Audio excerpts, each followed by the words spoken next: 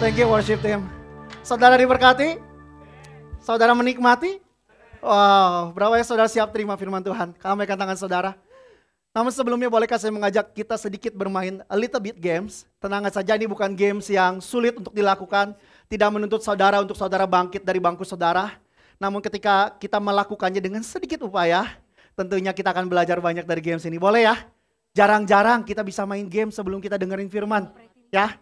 So, tentunya waktu kita melakukan sesuatu akan ada sebuah reward, akan ada sebuah merchandise.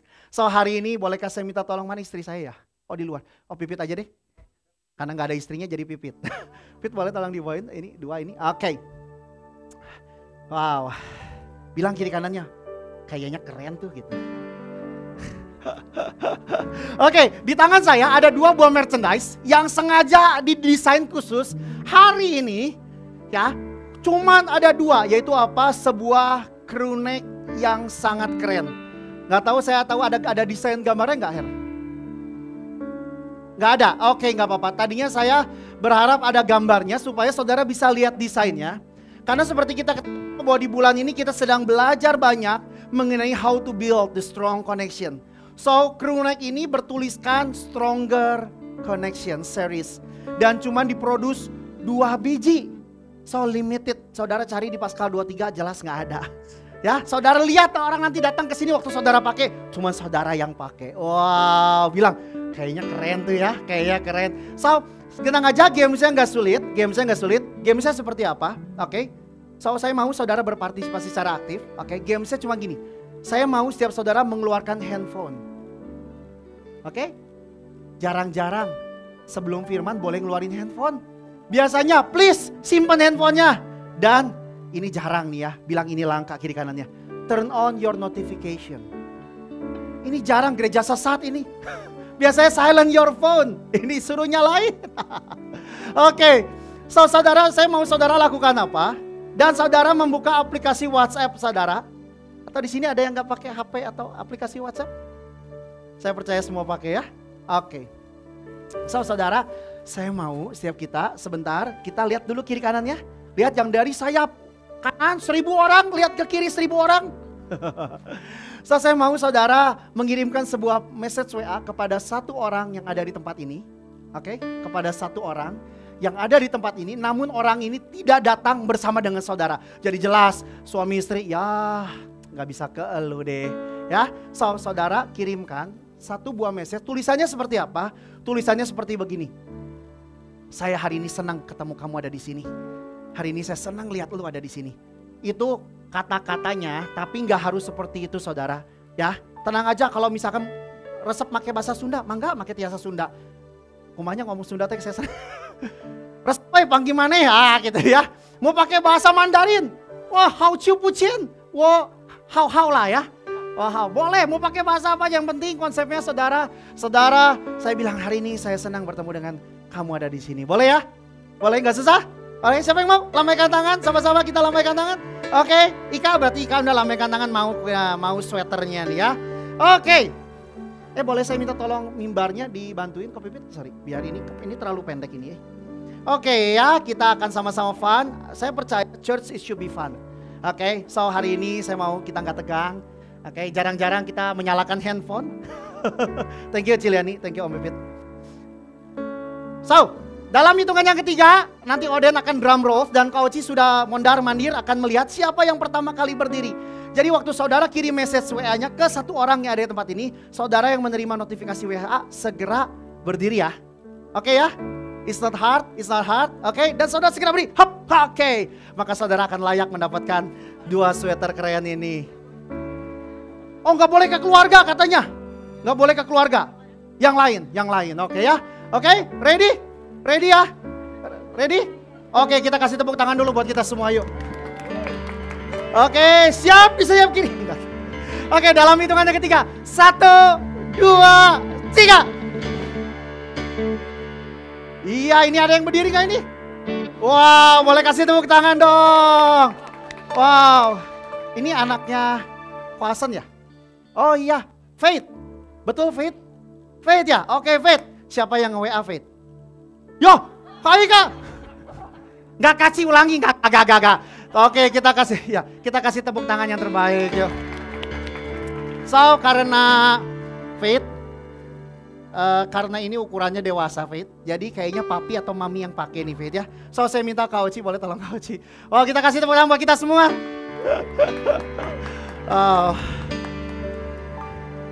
Oke, musician boleh kembali duduk, thank you.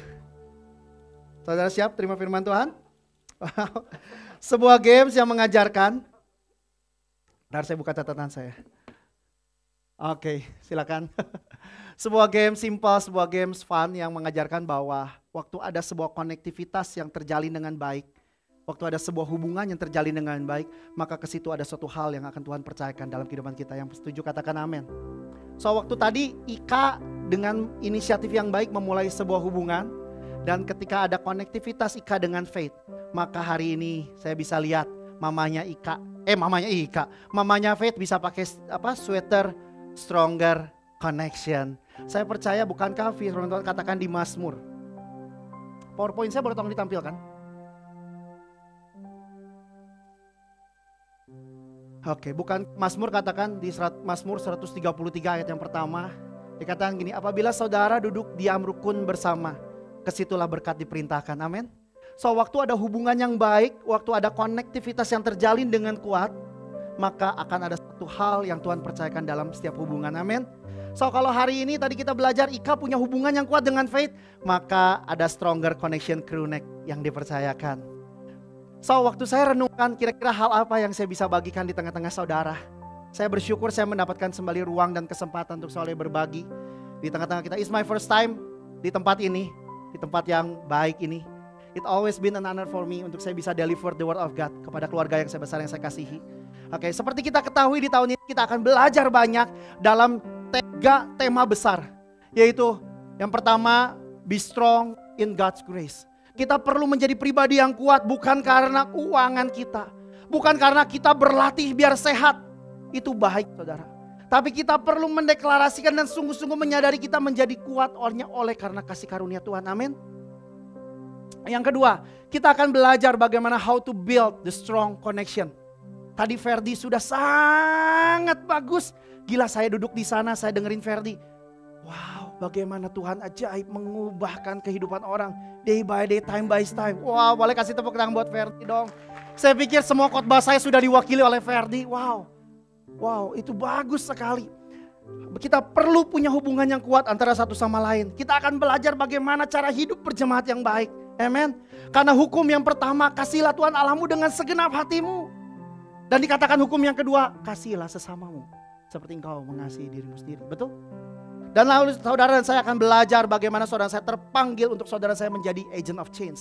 Menjadi agen-agen perubahan. Saudara dan saya tidak dipanggil untuk hidup bagi diri sendiri. Saudara dan saya dipanggil untuk menghamiri dunia.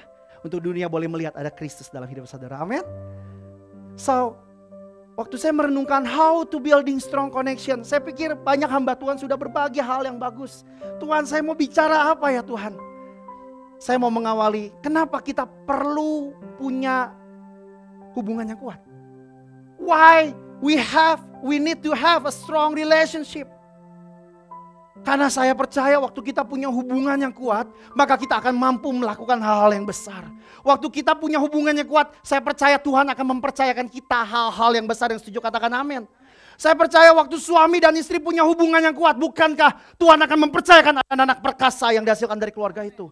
Bukankah waktu hubungan jemaat dengan gereja dengan jemaatnya kuat, bukankah akan ada hal-hal besar yang kita lakukan bersama? Betul saudara? Bukankah waktu ada hubungan bisnis yang kuat, bukankah hubungan bisnis itu akan bisa menghasilkan suatu impact yang luar biasa? Oleh karena itu kita perlu punya hubungan yang kuat. Namun, yang namanya kekuatan tidak pernah datang dengan sendirinya. Strength doesn't come by itself. Betul? Tidak ada satu orang ketika memulai hubungan itu langsung kuat dengan sendirinya. It's gonna take some process. Ini akan menuntut banyak proses. Ini akan menuntut banyak harga. Ini akan menuntut waktu. Ini akan menuntut banyak hal dari hidup kita. Betul saudara? Sama seperti kalau saudara pergi ke gym. I love gym. Kelihatan gak sih badan gimnastik? I love gym. I love sports. Kalau saya merindukan atau saya ingin untuk saya bisa mengangkat bench press saya 100 kilo. Saya tidak bisa, waktu saya datang pertama kali ke gym, saya bisa tiba-tiba serta-merta mengangkat beban 100 kilo, betul? Saya mulai dengan yang kecil. Saya mulai dengan beban yang kosong. Saya mulai menentukan form saya. Saya mulai menambah beban saya 10 kilo, 15 kilo, 20 kilo. Dan akhirnya bisa saya mengangkat 40 kilo kiri kanan, kurang lebih 100 kilo. Betul? Waktu saya mulai bersepeda bersama dengan Kak Oci. Enggak tiba-tiba langsung dicartil. Tahu cartil saudara? Caringin tilu. Naon eta tevinnya? Bukit Bintang, salah satu bukit yang paling, ini kok Asen udah geleng-geleng. Aduh kayaknya gue juga pernah kesana deh ya. Kekuatan tidak datang dengan sendirinya. Saya tidak bisa tiba-tiba langsung ada di cartil. Pertama kali saya bersepeda ke Sheraton. Sampai Sheraton rasanya seperti mau mati. Aduh, pikir di jalan, ngapain gua gini-gini ya, kayak gawe. Emang gawe waktu itu lagi pandemi saudara, pabrik 7 bulan tutup. Tapi yang namanya kekuatan tidak datang dengan sendirinya. Betul? So kita perlu melatih yang namanya kekuatan. Untuk bisa menjadi kuat kita perlu melatihnya.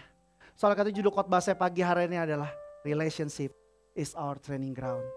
Hubungan adalah tempat berlatih kita. Hubungan adalah tempat berlatih kita. Katakan kiri kanannya, hubungan adalah tempat berlatih kita. Wow. Saya percaya Tuhan sudah mengerti hal ini sejak awal. Tuhan sudah mengerti. Tuhan sudah mendesain bahwa hubungan adalah tempat berlatih kita. Pada awal penciptaan, from the beginning, waktu Tuhan menciptakan yang namanya manusia, Tuhan seperti seolah-olah sedang menunjukkan untuk kita tidak hidup dalam budaya saya. Tuhan dari awal seperti sudah mau untuk mendesain bahwa untuk kita hidup dalam sebuah budaya hubungan. Oleh karena itu Tuhan menciptakan kita, Kejadian 1 ayat yang ke-26 katakan begini. Marilah kita, baiklah kita menjadikan manusia menurut gambar dan rupa kita. Tuhan tidak menulis, marilah saya menjadikan manusia merupakan menurut gambar dan rupa saya. Tuhan memakai kata ganti kita, sama-sama bilang kita. Tuhan memakai sebuah, sepertinya Tuhan mau menyematkan sebuah budaya yang Tuhan mau taruh di dalam kehidupan manusia. Untuk manusia hidup di dalam budaya ini, tuh budaya kita. Dari from the beginning waktu Tuhan menciptakan manusia, Tuhan menggambarkan sebuah budaya. Oleh karena itu dia memakai kata, marilah kita menjadikan manusia serupa dengan gambar dan rupa kita. Ini gak kelihatan kesana kecil, matanya udah tambah tua kali ya. Karena Tuhan mengerti bahwa di dalam kehidupan kita terus ke depan, dunia akan menyeret kita masuk ke dalam gaya hidup saya. Bukankah kitab Matius mengatakan bahwa kasih manusia semakin lama akan menjadi semakin dingin. Karena dari awal kerajaan setan sudah didesain untuk saudara tidak hidup dalam budaya kita, tetapi saudara dan saya akan terus ditarik ke dalam budaya hidup saya. Yesaya 24 katakan, Yesaya 14 katakan.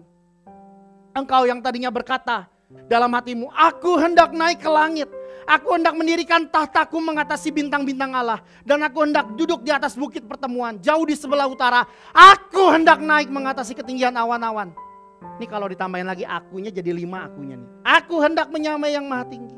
Sebudaya-budaya kerajaan si jahat. Bagaimana kita tahu ini awal daripada waktu Lucifer jatuh, dibuang. Betul saudara? So Tuhan mengerti untuk kita bisa mengcounter budaya kehidupan saya. Untuk kita bisa mengcounter kehidupan selfishness. Salah satu yang bisa mengcounternya adalah waktu saudara dan saya hidup di dalam budaya kita. Dan salah satu tempat terbaik untuk kita melatih budaya kita, untuk kita melatih kekuatan kita punya hubungan, yaitu salah satu yang gak ada tempat lain. Yaitu saudara dan saya butuh manusia yang lain.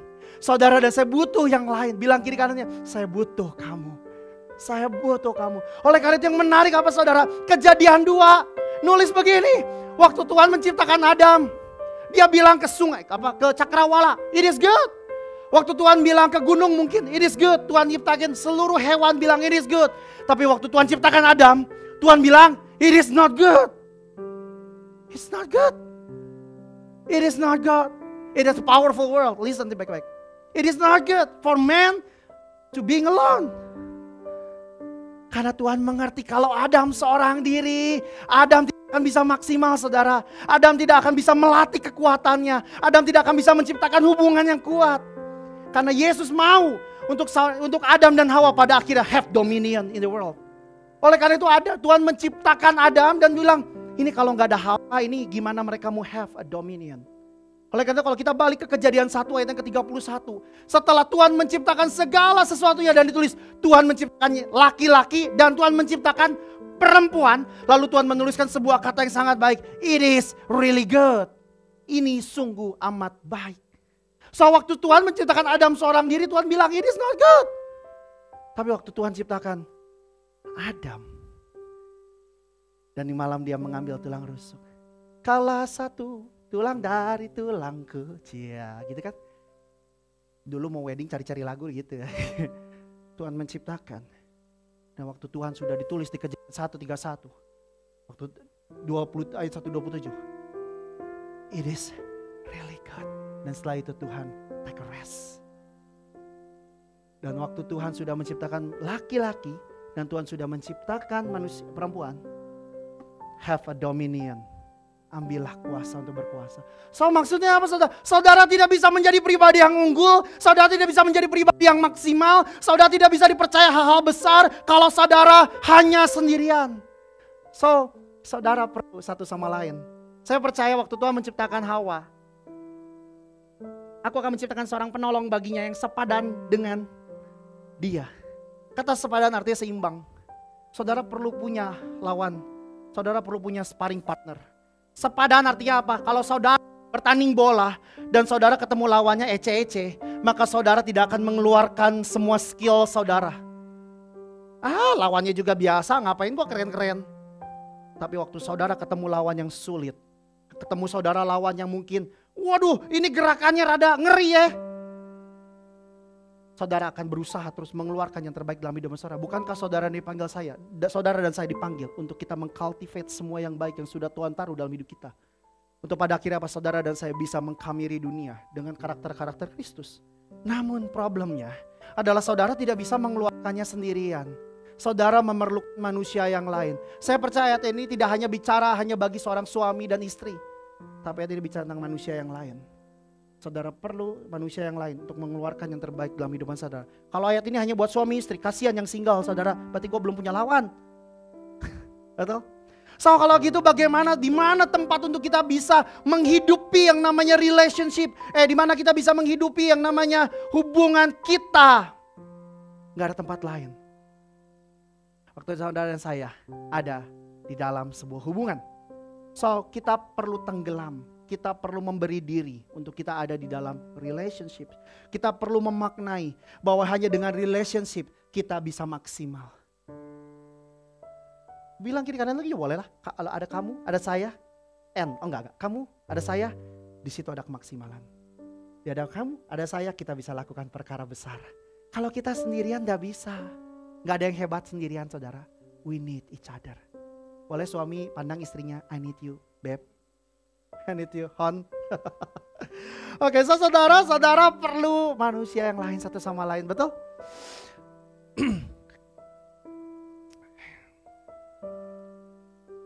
Oleh karena itu Tuhan taruh kita di dalam yang namanya hubungan. Tuhan mau saudara dan saya hidup di dalam koloni. Tuhan mau untuk kita hidup di dalam yang namanya komunitas. Tuhan mau saudara dan saya hidup di dalam yang namanya keluarga. So kalau hari ini kita ada di dalam sebuah koloni, di dalam sebuah komunitas. Sekali lagi saya welcome buat Bapak Ibu Saudara yang baru pertama kali beribadah bersama-sama di tempat ini. Ada ya, itu sepupunya Koroni ya. Halo, kita boleh kasih apresiasi buat 2 orang ya, 3 ya. Selamat datang ya kok, Ci. Selamat datang kepada keluarga kita. So, waktu saya renungkan hal ini, kalau hari ini saudara bersyukur punya keluarga, punya istri, punya anak-anak. Saudara punya komunitas bisnis, hubungan bisnis. Tapi kalau hari ini saudara dan saya juga ada di dalam sebuah komunitas kerohanian, komunitas spiritual yang bernama UCC. Saya percaya nama UCC bukan kau Oci tiba-tiba karena gue senang Manchester United dah. Udah dah gue kasih namanya United aja dah. Saya pikir bukan begitu. Karena saya percaya ini sebuah pewahyuan yang Tuhan taruh lewat satu orang yang memberikan nama United Community Church. Kalau saudara perhatikan nama United Community Church, Kata united artinya dipersatukan. Jelas dari bahasa Inggris itu ya. Tapi kata community, saya percaya bukanlah sebuah kebetulan. Kata community itu disimpan di dalam kata gereja ini. Community berasal dari dua kata bahasa Inggris, saudara. It's common and it's a unity. Saudara dan saya ada di tempat ini karena sebuah kesamaan. Ya, saya memahami saudara dan saya hadir, tumbuh besar dari sebuah perbedaan. Dengan gaya hidup yang berbeda, dengan gaya pendidikan yang berbeda. Kak Oci dari Bandung, Cirebon. Si Cencen dari Palembang. Betul ya Ci? Palembang ya betul ya? Yang satu tahu gejrot, yang satu pempek. Kan jauh. Betul ya? Tapi saudara dan saya hari ini dipersatukan dengan sebuah kesamaan. Apa kesamaan kita? Bukankah Yesus mengasihi saudara dan saya? Bukankah Yesus telah mati buat kita? Dan bukankah kita sama-sama punya satu tujuan bersama? Jauh di sana, jauh ke sana. Kita akan bersama-sama melangkah bersama-sama untuk kita bisa menjadi serupa dengan Kristus. Namun di dalam perjalanan kita bersama-sama akan ada perbedaan pendapat, akan ada konflik, akan ada banyak hal. Ada hal baik, ada good times, ada bad times. Ada hal-hal yang semua akan terus terjadi, bumbu-bumbu kehidupan, bumbu-bumbu hubungan. Yang bukankah semua itu terdesain oleh Tuhan untuk mengeluarkan yang baik dalam kehidupan saudara. Tuh. So we need community. Community di dalam bahasa Greek memakai kata koinonia. Koinonia. Saya dulu suka salah nyebut koikonia. Kalau koi itu boba di 23 ya. Koinonia. Koinonia berarti apa? Kowing menuliskan dengan sangat baik. Dia pernah bicara sama saya waktu itu. Vin, koinonia adalah saling mencampurkan kehidupan Kristus dia dalam hidup saudara dan saya. Kita campur jadi satu. Supaya apa? Saya belajar dari yang namanya Pipit. Saya belajar dari yang namanya Kak Oci. Saya belajar dari yang namanya itu mau lihat situ, maaf ke sini ya. Lihat dari Ko Herman. Saya belajar dari yang namanya Ko Asen. Saya belajar dari banyak orang. Karena saya tahu Tuhan akan memproses setiap saudara berbeda-beda. Tapi waktu kita saling mencampurkan di dalam kehidupan komunitas, mungkin sometimes gak mudah. Mungkin sometimes akan banyak perbedaan pendapat. Mungkin sometimes akan it feel painful. Tapi kalau kita memaknai dan mengerti ini, maka saya percaya proses akan berjalan terus dan pada akhirnya rencana Tuhan tergenapi, amin. Dan gak hanya itu saudara, untungnya nama kita bukan cuma United Community, ada church. Kata church memakai bahasa asli eklesia atau memakai kata kerja ekaleo. Artinya apa? Saudara dan saya dipanggil keluar dari dunia yang gelap. Untuk saudara dan saya bersama-sama menjadi dewan yang bermusyawarah untuk menentukan nasib kota. So, mungkin dalam kita berbeda pendapat, dalam kita bermusyawarah, emang waktu bermusyawarah semua baik? Enggak. Bermusyawarah akan ada perbedaan pendapat. Akan ada hal-hal yang gak enak. Akan ada hal-hal yang gak bagus. Akan ada hal-hal yang gak comfort. Tapi waktu kita melakukannya, waktu ada great virtues yang keluar dari kehidupan kita, bukankah kita akan menentukan nasib kota? Bagaimana cara kita menentukan nasib kota? Zaman dulu bagaimana rasul-rasul mengkamiri kota. Dan akhirnya pergerakan gereja dengan begitu masif. Waktu mereka melihat ada kasih, ada ada ketekunan, ada kesabaran, ada kegigihan yang muncul dari persekutuan orang-orang ini, yang mereka bawa masuk ke dalam dunia, dan mereka melihat ada sesuatu yang berbeda hidup mereka. Bukankah itu bicara tentang menentukan nasib kota? Ya, saya setuju untuk kita melakukan pergerakan misioner kepada bangsa dan Indonesia bahkan. Ya, saya setuju untuk kita memberi makan begitu banyak orang di luar sana. Ya, saya setuju untuk kita lakukan banyak pergerakan misi, tapi saya percaya misi yang paling kuat waktu kita menunjukkan Kristus yang ada dalam diri kita. Waktu kita mulai mengkamini mereka dengan kasih Kristus. Itulah misi gereja sesungguhnya. Bagaimana waktu orang bertobat dan mereka melihat kehidupan kita dan mereka pada akhirnya bertobat. Dan kita akan belajar banyak nanti waktu kita di Agent. So United Community Church, saya kalau boleh pakai bahasa kira-kira gini. Kita dipersatukan untuk kita saling mencampurkan kehidupan Kristus dalam kita. Untuk pada akhirnya kita bermusyawarah dan kita menentukan nasib kota. That's United Community Church. So waktu saudara dan saya ada di tempat ini, maka saya bersiaplah untuk saudara menerima banyak proses yang akan mendewasakan saudara. Membawa saudara naik ke level kehidupan yang lebih tinggi. Saya dan Ferdi bersama teman-teman Komsel Gucci melewati begitu banyak proses. For over 15 years we are together. Tapi kalau hari ini saya bisa lihat bagaimana seorang Ferdi dengan bold, dengan stylenya, dengan keunikannya. Dia bisa sharing sesuatu yang menurut saya dalam. Wow, bagaimana itu bisa terjadi kalau kita gak bersama-sama? Bagaimana itu bisa terjadi kalau kita lewatin semuanya smooth-smooth aja. Semuanya baik-baik saja, betul saudara? So saudara, kita perlu bersiap untuk saudara terima proses. Untuk saudara bisa terelevasi hidupnya menjadi sempurna seperti Kristus, amin. So kalau begitu, bagaimana kita perlu melihat hubungan yang ada di dalam komunitas, di dalam keluarga. Kita perlu punya paradigma, kita perlu punya sikap yang bagus dalam kita melihat hubungan yang ada. Yang pertama, it takes two to tango. Bilang kiri kanan, it takes two to tango. Naon eta teh teu ngarti? Bentar nanti dikartiin. Diperlukan 2 orang untuk bisa berdansa tango. Di sini ada yang bisa dansa tango? Hah? Saya aja nggak tahu tango gimana. Tapi sebuah perumpamaan dari American.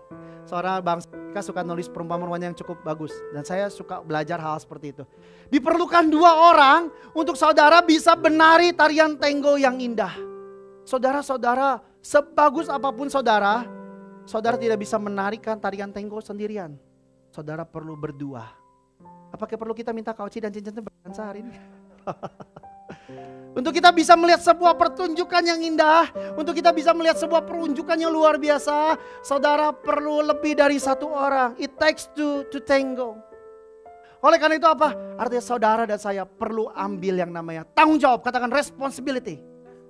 Ada setiap hubungan yang sudah Tuhan percayakan untuk saudara di dalamnya. Seorang suami tidak bisa bersikap seenaknya terhadap istrinya. Seorang istri tidak bisa bersikap seenaknya. Seorang ayah tidak bisa bersikap seenaknya. Seorang ayah perlu mengambil yang namanya tanggung jawab terhadap anak-anaknya. Dan anak-anaknya pun perlu punya tanggung jawab kepada suaminya, kepada ayahnya. Seorang suami perlu ambil tanggung jawab. Jangan menuntut, jangan menunggu istrinya melakukan sesuatu baru dia lakukan sesuatu. No, lakukan terlebih dahulu. Ambil tanggung jawab, bukan karena orang lain melakukan, bukan karena disuruh, tapi karena saya tahu yang saya lakukan ada sesuatu yang benar. Ini berkaitan dengan saya mengambil tanggung jawab. Nggak bisa, nggak apa-apa, tapi waktu kita ambil responsibility, maka saya percaya ada anugerah Tuhan yang menyertai kita untuk melakukannya. Spider-Man pernah mengatakan di filmnya, sini siapa suka Marvel, great power comes with great responsibility. Kekuatan yang besar datang dengan sebuah tanggung jawab yang besar, tapi buat saya lebih baik kita balik. Great responsibility comes with great power. So waktu kita ambil tanggung jawab. Waktu Coach bilang, Vin, lu khotbah ya? Kok? Anak bisa. Tapi waktu saya menerima, awal pertama kali saya diminta untuk berkhotbah, saya ambil. Saya tahu prosesnya bakal gak enak, prosesnya bakal menyakitkan, prosesnya bakal membuat saya gak nyaman. Tapi waktu saya ambil tanggung jawabnya, great power will come. Kalau hari ini saya diizinkan untuk bicara depan saudara, tentunya gak seperti awal waktu saya bicara. So hari ini ambil tanggung jawab terhadap hubungan. Jangan menuntut, jangan menunggu, jangan menyalahkan. Tapi ambil responsibility yang baik di dalam setiap hubungan yang Tuhan percayakan. Amin. Saya suka futsal saudara. Kelihatan gak sih badan futsal? Apaan sih ya? Saya suka futsal. 13 tahun yang lalu. Berapa lamanya kita futsal, Fer? 13 tahun ada? 2 bulan? Oh, 13 tahun lalu saya nggak bisa futsal. Sampai saya ketemu dengan teman-teman saya. Di sini ada Ferdi, ada Acil, ada Angkong, mana ya? Nggak ada ya. Saya diajakin untuk main futsal. Vin, ikut aja main futsal. Saya nggak bisa, saya bilang. Saya nggak bisa. Udah ikut aja. Akhirnya saya, ya udah. Saya udah ngomong iya, saya bertanggung jawab, saya datang. Saya datang, gak punya sepatu futsal. Gue jadi apa? Jadi naon we. Akhirnya saya jadi back saudara. Jadi back. Percayalah awal-awal saya bermain futsal. Sampai sekarang juga kadang-kadang sih ya. Tim yang saya pasti suka kalah. Karena gak bisa futsal. Dan seringkali waktu kita bermain futsal, saya dikasih tahu sama teman-teman saya, Vin, lu ya kalau udah bawa bola, kalau udah ada lawan bawa bola, lu jangan deket-deket, jauhan dikit, jauhan. Kasih lihat, tenang aja, tenang, jangan panik, jangan panik. Dan seringkali saya diherian. Karena mereka tahu kalau saya terima bola, saya panik. Dikasih bolanya ke saya. Waktu saya terima bolanya, ada teman saya yang lari. Waduh, panik. Terus diketawain. Tapi akhirnya apa? Saya terus dikoreksi.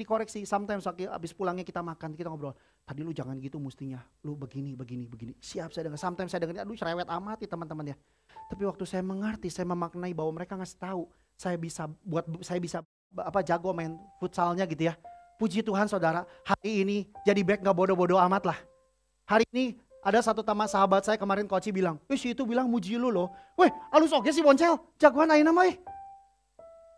Itu gak terjadi dengan sendirinya. Tapi waktu saya memberi diri untuk saya datang ke pertemuan futsal. Tapi yang jauh lebih penting daripada bukan sekedar saya bermain futsal. Yang jauh lebih penting adalah bukan saya tadinya yang bodoh main futsal jadi bisa main futsal. Yang jauh lebih penting adalah waktu saya bertanggung jawab dengan satu sama lain dan satu sama lain pun bertanggung jawab atas perkumpulan futsal ini. Kita kalau nggak bisa datang, kita ngasih tahu kita nggak bisa datang. Kalau kita bisa datang, kita akan upayakan untuk datang. Bagaimana mungkin kalau tidak ada orang yang mengambil tanggung jawab untuk terus datang? Bagaimana mungkin kita bisa bermain futsal lebih dari 13 tahun? For together 4 years. Saudara tanya Coach lah ya, 13 tahun ada ya kok ya? Tapi Kok Ferdi 2 bulan katanya kok. Oh 2 bulan sama deh. Kita cuma stop waktu pandemi 2,5 tahun. Jauh lebih penting bukan saya bisa main futsal. Puji Tuhan hari ini saya bisa main futsal. Tapi jauh lebih penting ada permainan yang bisa menyenangkan. Karena futsal perlu 12 orang saudara.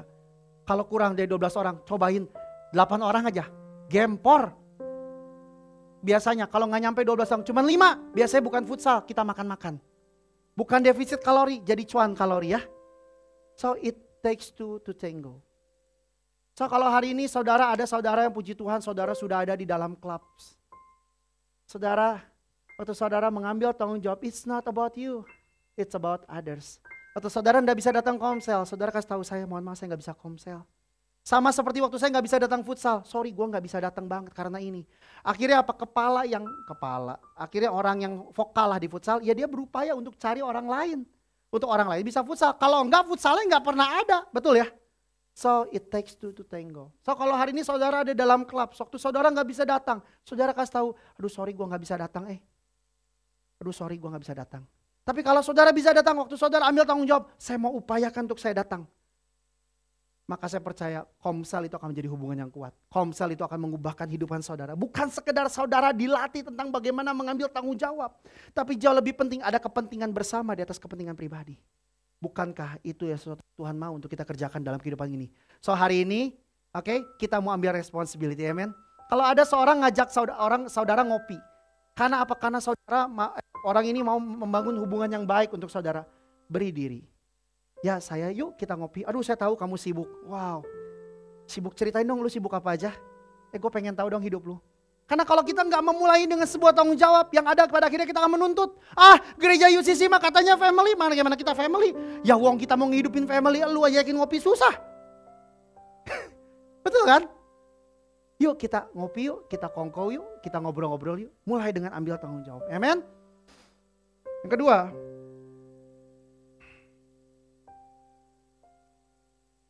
Sebelum saya masuk yang kedua ada satu poin penting. Kalau kita lihat Alkitab. Banyak ditulis tentang bagaimana bad relationship and about good relationship. Banyak hubungan-hubungan yang pada akhirnya menjadi hubungan yang buruk. Salah satu contoh, beberapa contoh di Perjanjian Lama. Kita lihat tahu hubungan tentang Kain dan Habel. Ada hubungan tentang Yakub dan Esau. Ada hubungan tentang Samson and Delilah. Betul? Kalau kita lihat, kita cermati, kita pelajari hubungan itu. Hubungan itu selalu bersumber pada kepentingan diri sendiri. Makanya hubungan itu menjadi hubungan yang kacau. Firman Tuhan katakan di mana ada kepentingan, iri hati dan mementingkan diri sendiri. Di situ ada pertikaian. Tapi di Alkitab juga ada yang namanya good relationship. Kalau kita lihat good relationship, ada hubungan bagaimana Ruth and Naomi. Bagaimana hubungan tentang Yesus jelas dengan murid-muridnya. Tapi kalau kita pelajari, kenapa ada hubungan Elia dan Elisa. Kenapa hubungan itu menjadi hubungan yang bagus? Kenapa hubungan itu menjadi hubungan yang luar biasa? Kalau kita cermati, karena ada kepentingan Tuhan yang didulukan di dalam hubungan itu. Ada kepentingan bersama yang ditaruh di atas dasar kepentingan pribadi. Maka hubungan itulah yang akan menjadikan hubungan itu kuat. Bukankah kalau ada hubungan bisnis yang mendahulukan kepentingan lawan bisnis kita lebih daripada kepentingan kita? Khairul Tanjung pernah ngomong bagus. Kalau bisnis, jangan uangnya dulu. Tapi kerjanya dulu, maka uangnya akan mengikuti. Tuh. So waktu kita mulai take responsibility, maka saya percaya kita akan sedang mengawali hubungan yang bagus. Waktu kita sudah memulai ngambil tanggung jawab, maka kita akan masuk poin nomor 2. Bagaimana kita untuk bisa punya hubungan yang kuat. Kita perlu hidup di dalam yang namanya servanthood culture. Kita perlu hidup di dalam budaya melayani. Yesus sudah terlebih dahulu memberikan sebuah teladan. Kita lihat sama-sama. Waktu manusia jatuh di dalam dosa. Maka Allah Bapa bertanya, "Hai Adam, Adam, Adam, woi, di manakah kau?" Bukan kita tahu bahwa Allah Bapa tidak tahu Adam ada di mana. Tapi Adam lagi menunjukin, saya yang salah. Saya yang mulai ambil tanggung jawab untuk mencari dia. Waktu mulai dicari, ketemu. Ya kan? Lalu ada Tuhan mengambil sebuah tanggung jawab, bentuk tanggung jawab berikutnya. Tuhan membentuk strategi penyelamatan terbesar di dalam sejarah manusia. Sejarah universe bahkan. Bagaimana Tuhan mendesain sebuah grand penyelamatan. Yaitu bagaimana Tuhan mengirimkan anaknya yang paling dia cintai. Untuk saudara dan saya kembali punya hubungan yang kuat. It starts from taking responsibility. Masuk ke dalam yang pelayanan servanthood culture. Bukankah bentuk pelayanan saudara? Bentuk pelayanan Tuhan dalam pertama kali dalam hidupan kita. Bukan seringkali kita lihat Alkitab. Ya betul itu baik waktu Yesus mencuci kaki kita. Betul? Tapi bukankah ada satu jenis pelayanan terbesar yang Yesus lakukan dengan ketaatan dan kesetiaan, dengan konsistensi. Dengan keteguhan hati. Bahkan Yesus bilang waktu Yesus mau melakukan pelayanan ini, Tuhan kalau bisa ambil saya cawan ini dariku Tuhan. Kalau Yesus ada ketakutan, Yesus paling takut waktu Yesus terpisah dengan Bapa. Karena 3 hari dia harus terpisah dengan Bapa.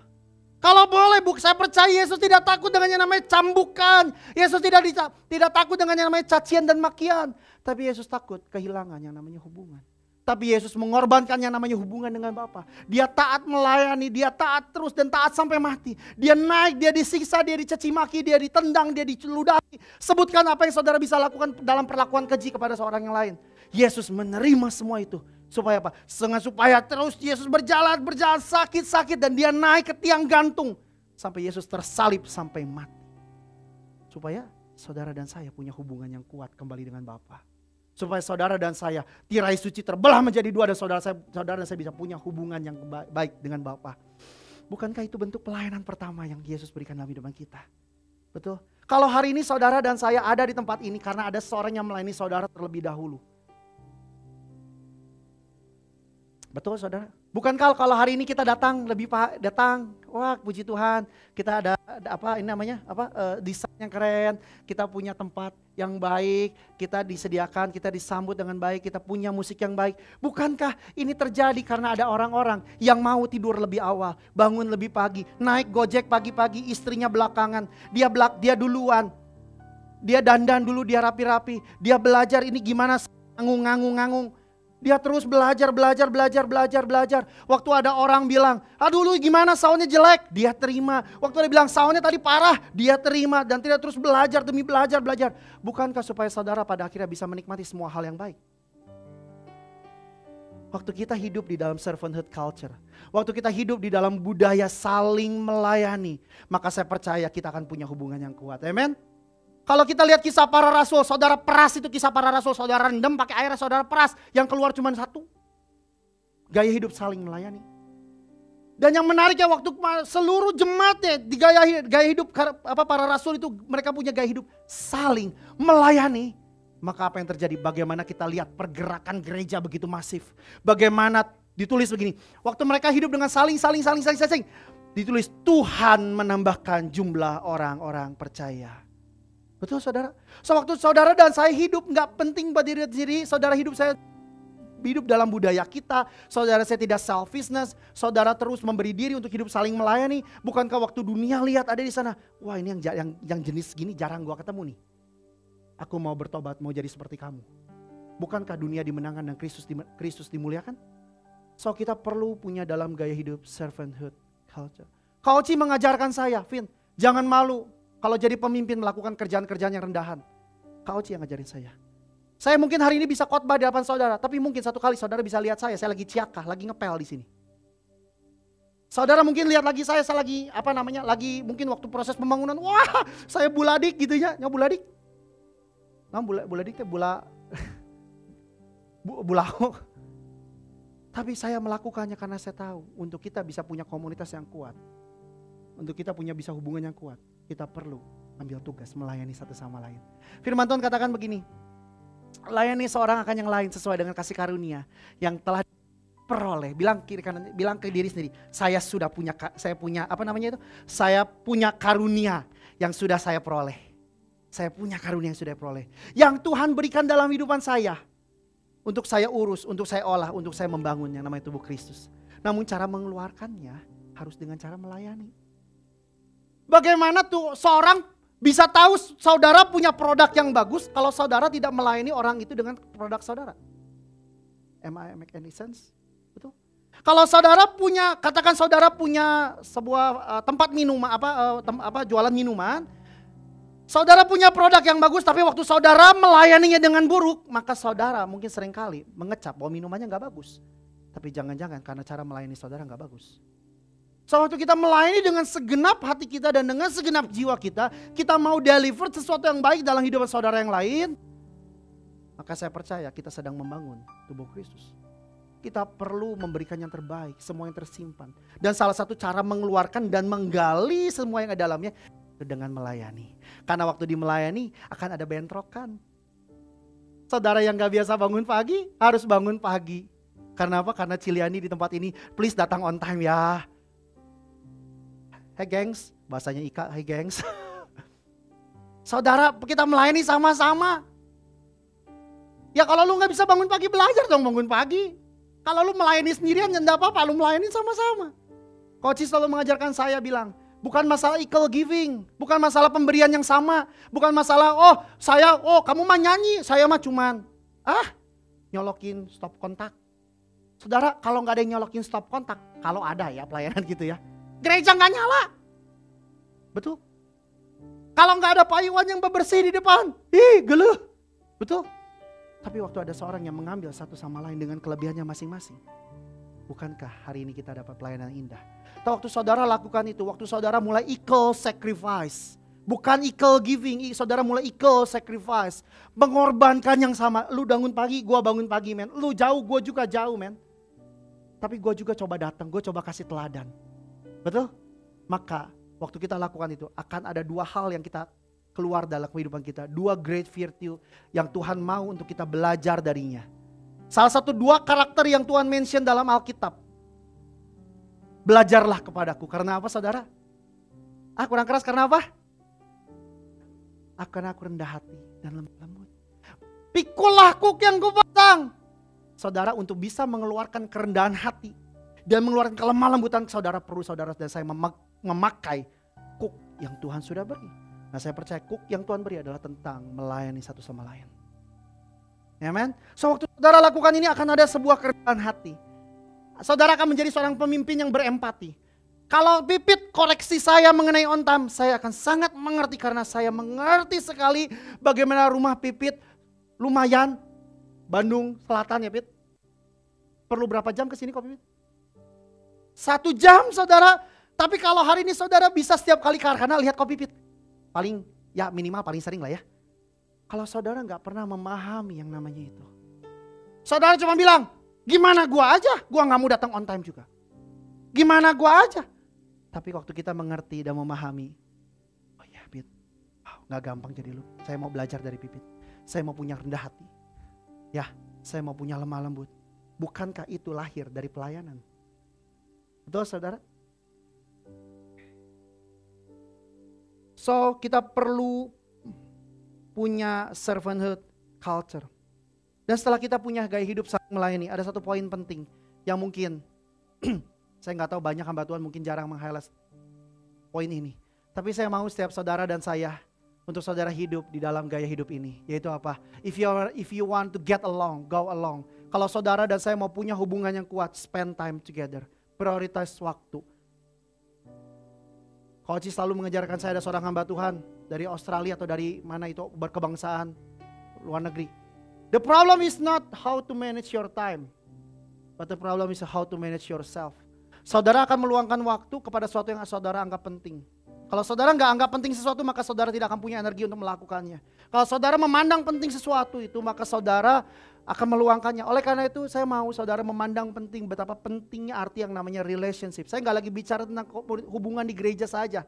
Tapi bagaimana setelah saudara dan saya merindukan punya hubungan keluarga yang kuat, hubungan keluarga yang intim, hubungan keluarga yang harmoni. Kalau saudara jarang ketemu. Saya bersyukur saya di sini lihat ada teman-teman saya yang punya hubungan keluarga yang saya bilang, saya perlu belajar dari orang ini. Ini orang luar biasa bagaimana hubungan dengan kakak adiknya begitu komplit. Apa namanya? Kompak, kok jadi komplit? Emang nasi timbal. So waktu saudara mengerti hal ini, maka saudara luangkan waktu. Ada yang ngomong sama saya, Vin, satu orang sahabat saya, besok saya nggak bisa futsal. Babe ulang tahun. Puji Tuhan. Orang absen kan, puji Tuhan, sok pergi. Karena bagaimana kita bisa punya hubungan yang kuat kalau kita nggak pernah bisa luangkan waktu. Bagaimana kita pengen punya hubungan pertemanan yang bagus. Bagaimana kita punya hubungan persahabat yang tahu sama lain. Hubungan yang real kalau kita cuman ketemu hari Minggu sekali. Udah ya, kita pulang di sini ya. Nanti aku di sini dan kamu mah di sana aja. Kita pandang langit yang sama aja. Mana bisa? Kita perlu punya waktu bersama. Ko Herman bagus sekali di Komsel Genesis. Kemarin di hari Kamis yang lalu, saya bersyukur saya datang Komsel. Karena kita dibangun waktu kita dengerin kesaksian satu sama lain. Waktu kita dengerin bagaimana Koroni Cifrida bersaksi luar biasa. Waktu saya dengerin bagaimana Ferdi di bisnisnya, di masalah kehidupannya dia cerita, oh saya diberkati, saya dibentuk, saya dibangun. Betul saudara? So we have to spend time together. Tidak hanya di dalam hal-hal baik, tidak hanya di dalam hal-hal waktu masa-masa sulit, tapi kita juga perlu spend time untuk having fun together. Saya dengan Kak Oci, di sini ada ayat yang Kak Oci selalu ceritain sama saya dan Kak Oci selalu membawa ayat ini kalau Kak Oci ketemu siapapun. Seorang sahabat menaruh kasih setiap waktu. Sama-sama kita baca yuk. Seorang sahabat menaruh kasih setiap waktu dan menjadi seorang saudara dalam kesukaran. Ditulis seorang sahabat menaruh kasih setiap waktu, bukan hanya bicara waktu sulit. Kalau hari ini saudara cari bapak rohani saudara waktu keadaan menjadi sulit, saudara bukan bapak rohani, itu konselor. Saya masih ingat awal hubungan saya dengan Kak Oci. Saya karena futsal jadi suka Persib. Dulu suka Persib, sekarang udah enggak. Karena saya pikir, aduh Persib gonta ganti ya gitu ya pemainnya ya. Kalau zaman dulu masih zaman Erlangga, betul ya kok. Erlangga, siapa lagi tuh? Si siapa? Si Utep, siapa? Atep gitu kan. Wah saya lihat bagaimana mereka bermain keren sekali. Sampai suatu kali Kak Oci pelayanan ke Surabaya. Tepatnya lupa saya di mana. Saya telepon, tau gak saudara? Kak Oci, lu udah nonton Persib belum? Kok kosong kok? Oh gawe kan? Tapi saya tahu waktu saya lakukan itu membuat hubungan saya dengan Kak Oci menjadi intim, jadi akrab. Sampai hari ini sering disebut, saya pacarnya Kak Oci saudara. Si Cencen, tuh Kelvin telepon tuh pacar lu telepon katanya. Karena apa? Saya berbagi banyak hal, gak cuma hal-hal waktu sulit dan gereja. Tapi saya berbagi banyak hal kesukaan dengan Kak Oci. Waktu awal sepedahan. Kak Oci main sepeda yuk, hayu. Gak punya sepeda, kok tenang, saya pinjemin kok. Saya pinjam ke Kang Goes. Sepeda lipat bisa pinjam saudara. Saya ingat pertama kali, Kak Oci kita goes. Dari rumah saya kita makan pagi kok. Makan pagi di mana itu? Alkateri Purnama. Mau khotbah saudara. Bayangin ada pendeta pagi-pagi. Mau naik bau. Luar biasa loh. Kita kasih tepuk tangan buat Kak Oci. Pagi-pagi sama saya. Ini bapak-bapak gendeng gitu ya. Dia pakai tas, dia sepeda lipat. Sampai Purnama. Aduh Kak Oci kayaknya mau mati. Kak Oci mau mati. Tapi waktu saya terus lakukan. Saya menikmat waktu bagaimana saya melihat Kak Oci muntah. Di Cartil saudara. Saya menikmati bagaimana saya bisa mengubah, menginfluence Kak Oci yang tadinya gak bisa makan pisang. Jadi makan pisang. Saya melihat bagaimana Kak Oci menolong saya waktu saya jatuh di tangkupan perahu dan saya hampir ditabrak. Untung gak ada bus. Tapi waktu saya jatuh, gaya pakai klit pertama kali belum bisa kan. Jatuh gubrak. Itu bisa dilepaskan kelitnya saudara. Waduh panik. Sepeda aja kan bisa ditajong. Si Kak Oci langsung gitu-gitu kan. Akhirnya lepas juga puji Tuhan hampir mati. Bayangin kalau gak ada Kak Oci. Mungkin ada bus nabrak jeger. Udahan aja saya. Itu gimana ada cerita-cerita begini kalau kita gak pernah having fun together. Atau saya cuma datang Kak Oci. Kak Oci saya punya masalah sama Can. Udah aja begitu masalahnya beres sudah. Kak Oci. Gak biasa. Saya dulu suka pergi nonton bareng Engkong, bareng Kak Oci. Ada film. Bukan Saving Private Ryan itu. Film apa yang One More God. Ayo, dapat sweater lagi. Hacksaw Ridge. Waktu udah nonton seneng, diomongin terus saudara. Tiap komsel diomongin terus. Lah bukankah itu bicara waktu kita berbagi kesukaan bersama? Kita berbagi kesukaan bersama. Makanya tadi waktu dilihat Ferdi dengan bagus sekali. Saya nggak janjian ya Fer. Kita nggak janjian. Ini bisa ceritain tadi gambar-gambar Ferdi. Boleh ditampilin nggak tadi sedikit? Yang waktu Koci di kolam berenang itu. Ya, tadi mungkin ada Bapak Ibu Saudara yang belum pernah lihat. Ya kalau bisa, tapi kalau nggak bisa nggak apa-apa. Kita perlu spend time together, kita perlu meluangkan waktu bersama-sama. Kalau kita nggak meluangkan waktu bersama-sama, bagaimana kita bisa menjadi family? Bagaimana kita bisa mempunyai hubungan yang kuat? Betul. So kita perlu meluangkan waktu bersama-sama. Tenang aja kalau nggak bisa nggak apa-apa, kembali ke slide saya. Oh ini boleh, sok. Ya sesaatnya. Ini ya. Bagaimana mana Ferdinya memang ada gitu? Ya ampun ini khotbah tapi Ferdinya nggak ada ya. Tapi bagaimana mungkin ada seorang Jansen yang sampai hari ini terus bersama-sama kalau nggak ada momen-momen seperti ini. Nah ini 12 years ago. Percayalah ini 12 tahun yang lalu saudara. 12 tahun yang lalu di situ ada Felix di situ. 12 tahun ini Vincent masih kecil. Tapi bagaimana kita kalau kita nggak bisa bersama-sama, kalau kita nggak bisa meluangkan waktu bersama-sama, kita tetap menjadi keluarga. Betul? So harus dimulai dari saya, dimulai dari kita. Yuk kita mau yuk bangun hubungan yuk. Kalau hari ini ada saudara yang ngajakin, saya sama Kok Kris pernah diajakin touring ya kok. Saudara saya pernah ajakin sekali ke Ranca Buaya saudara. Aduh haleluya itu saudara. Ranca Buaya 1000 pananjakan, 1000 penurunan. Saya pakai motor apa ya itu? X-Max. Wah, jalannya gini-gini. Nyampe rumah, begitu saya buka helm, aduh dungdeng aduh gila. Karena 6 jam di atas motor. Saya pernah have fun together bersama Kok Kris. Saya di sini pernah sama Pipit juga ke Sumedang berdua saudara. Gawe memang jangan diikuti. Ngapain? Kulineran. Pas pulang baru saya review. Nah naonannya Pitnya, orangnya Pitnya ke Sumedang ya Pit. Oh bertiga sama Koci. Oh Kak Pipit nagrek ya, ke nagrek. Tapi saya tahu itu yang menjadikan hubungan saya sama Pipit baik, dekat. Tapi bukan berarti waktu saya menjadikan hubungan saya dengan Pipit dekat, bukan berarti saya sama Pipit gak ada konflik. Berapa kali saya konflik sama Pipit, tapi waktu saya bereskan. Dan saya mulai tahu adat satu sama lain. Kalau Pipit tahu adat saya tahu adat Ko Pipit. Bukankah hari ini saya dekat sekali dengan Ko Pipit? So kita spend times together. Bad times, good times, still together. Yes. Bad times, ada masa kita akan sama-sama lewati. Firman Tuhan ngomong gini, bangsa Israel kan gini. Sekalipun kita lewat yang namanya lembah kelam, aku tidak akan takut. Saudara, nggak bisa ditawar, saudara dan saya barengan kita jalan-jalan di lembah kelam. Ya kan? Lo waktu di lembah kelam memang enak. Tapi ada kalanya mungkin bangsa Israel nggak cuma di lembah kelam. Ada salahnya, hubungan itu akan ada di gunung. Amen. Ada saudara yang waktu, everything going fine, let's fun together. Tapi ada momen saudara dan saya akan ditempatkan oleh Tuhan dalam hubungan, di dalam situasi-situasi yang gak gampang. Apakah di sini ada hubungan suami istri semuanya baik-baik saja? Tadi Ferdi telah mention dengan baik. Gua kelihatannya gini sama Stella. Percayalah ada derayan air mata. Cila bahasanya gitu banget. Puitis ya, derayan air mata. If you spend time together, maka saudara akan punya hubungan yang kuat. Katakan amen. 2 poin lagi saya selesai. It's through relationships that we become. Menerimalah dan memahamilah bahwa lewat hubunganlah saudara dan saya dibentuk. Lewat hubunganlah saudara dan saya menjadi pribadi yang seperti hari ini saudara dan saya ada. Lewat hubunganlah saudara dan saya dibentuk. Ya saudara dibentuk lewat masalah. Ya saya setuju. Tapi salah satu the powerful tools yang Tuhan mention di Alkitab adalah lewat hubungan. Oleh itu Amsal menulis besi menajamkan besi. Iron sharps iron. Seringkali kita memandang ayat ini hanya dari kacamata sesuatu yang sifatnya bagus. Seringkali kita berpikir bahwa kita dibentuk hanya dari waktu seseorang berbagi di tempat ini. Waktu seseorang mengajarkan pengajaran yang bagus. Waktu seseorang mengajarkan sesuatu yang sepertinya fantastis. Tapi bukankah saudara juga dibentuk waktu seorang ini melukai saudara? Bagaimana seorang belajar yang namanya forgiveness dan pengampunan ketika gak ada seorang yang membuat saudara marah. Bagaimana saudara belajar yang namanya kesabaran ketika saudara gak ada yang bikin kesal saudara. Bagaimana saudara bisa belajar dengan kesabaran yang begitu luar biasa ketika saudara ketemu dengan orang yang lambat. Jangan hidup dengan sindrom my comfort come first. Jangan hidup dengan sebuah sindrom kenyamanan saya datang terlebih dahulu.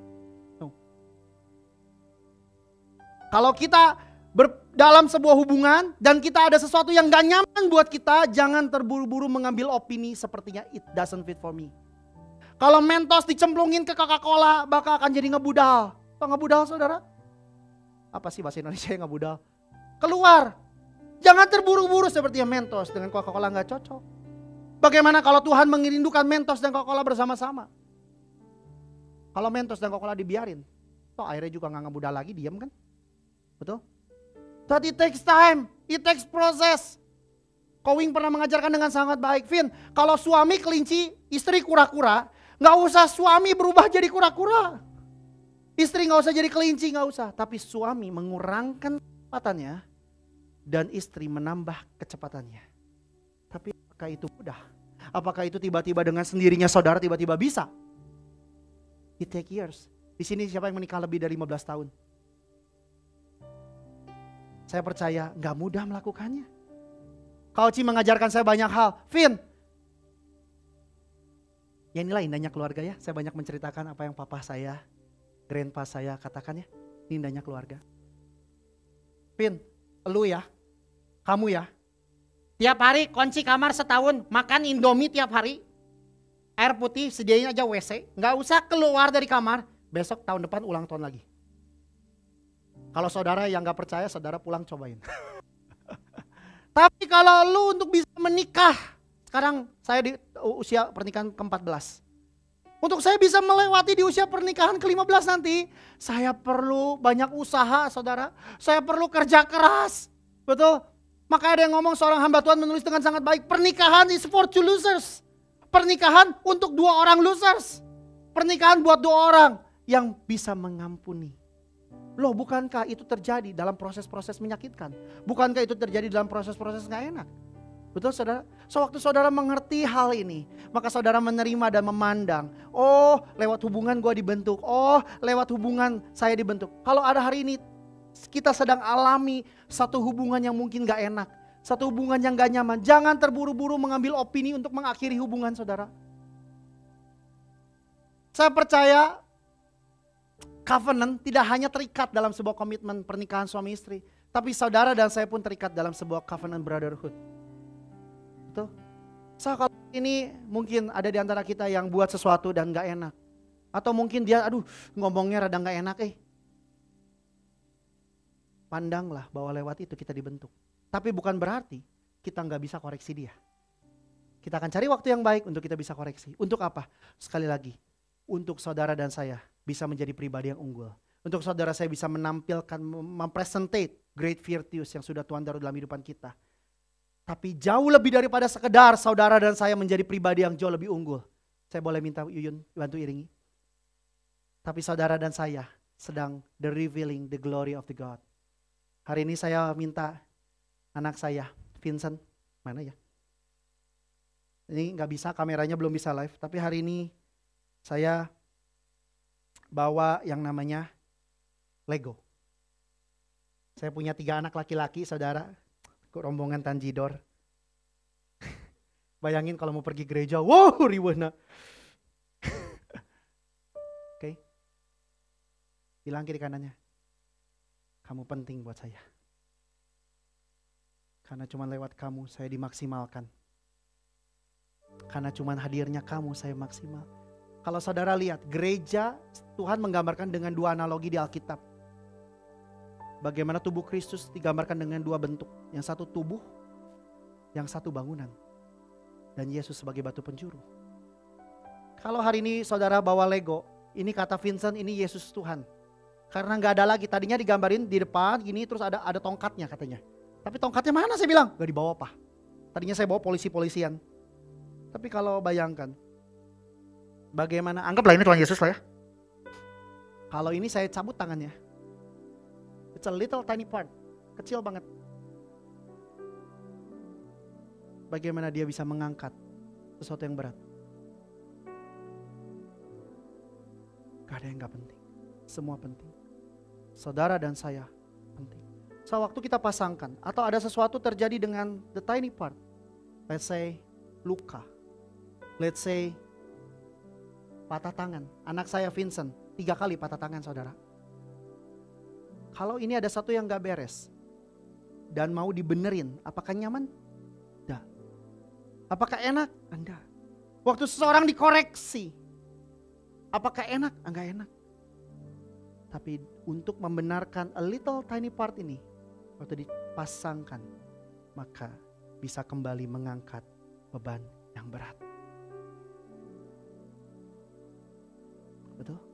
So kalau hari ini kita memaknai hubungan sebagai tempat untuk kita berlatih, maka saya percaya seperti Raja Daud berkata, Raja Daud ya kok, doa yang kau suka naikin itu, biarlah keluarga ini tetap ada di hadapan Tuhan sampai selama-lamanya. Saudara, sadari, saudara dan saya semakin hari semakin tua. Kak Oci, saya kenal pribadi Kak Oci, berarti Kak Oci usia 38 mungkin. Saya sekarang 39 tahun, berarti saya mengenal Kak Oci waktu Kak Oci di usia saya. Kurang lebih wenya. Tapi hari ini Kak Oci 55 51 tahun. Betul kok? Nanti Oktober katanya, sekarang masih gocap. 9 tahun lagi 60 tahun. Kalau kita mewariskan hal-hal yang baik buat generasi berikutnya, start from us. Build strong connection. Karena saya percaya, saya menyaksikan bagaimana Tuhan memimpin UCC. Dari awal, ada masa kita going sangat low, sangat down. Sampai gerejanya seperti Kak Oci udahlah, kita tutup aja. Tapi kalau kita terus berjalan, ada masa kita happy, ada masa kita susah, ada masa kita fight, ada masa kita bersama. Saya dengan Kak Oci bertengkar 3 kali sampai saya mau meninggalkan Tuhan. Tapi kalau hari ini saya bisa pastikan, saya bisa saya cukup mengetahui apa yang ada di benak dan pikirannya. Bukankah itu terjadi? Karena waktu saya belajar mengambil yang namanya tanggung jawab. Bukankah waktu saya belajar melayani Kak Oci? Oh Kak Oci mau ruangannya gimana kok? Oke kok. Seolah seperti saya gak dengerin, tapi jauh di dalam hati saya tahu saya mau menyenangkan ayah saya. Waktu saya spend time together. Dan waktu saya bahkan mengizinkan dan mengerti dan memahami untuk Kak Oci menyakiti saya. Meskipun Kak Oci gak pernah mention untuk menyakiti saya.